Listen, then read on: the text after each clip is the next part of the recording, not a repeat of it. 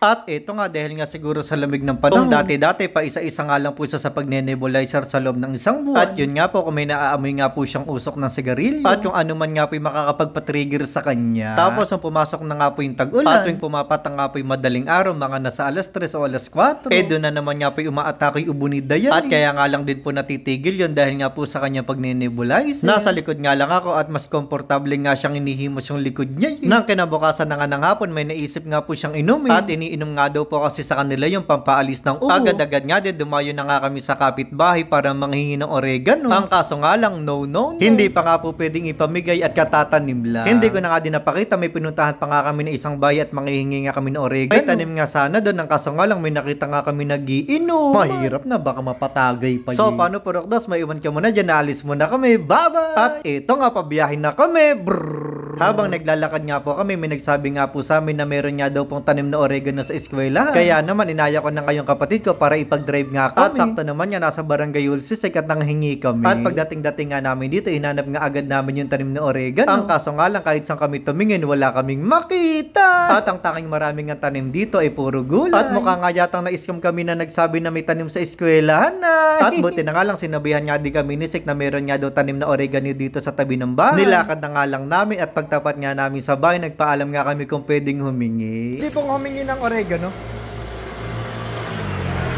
Ito mo.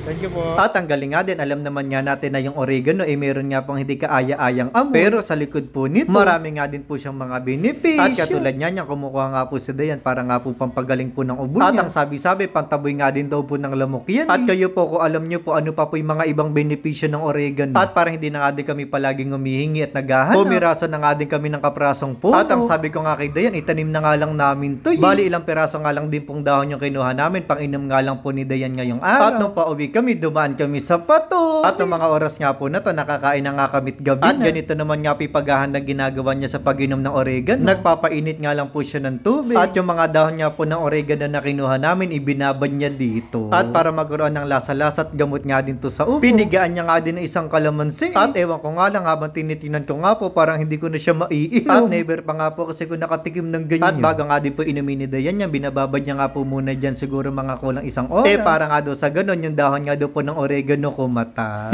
Ano kaya lasa? Ang isang paraan nga po, para hindi nga po matikman yung lasa, takpan na nga lang po yung ilong. Go, Dayani, kaya mo yan. Ikaw naman may gusto niyan eh. Aba, at may pa-cheers ka pang nalalaman. Oh, tibay oh. Mutik nang ma-straight yung isang baso. Hindi na iinom ng mabuti, tumatapon yung iba. Cheers! Ayan na, mauubos na.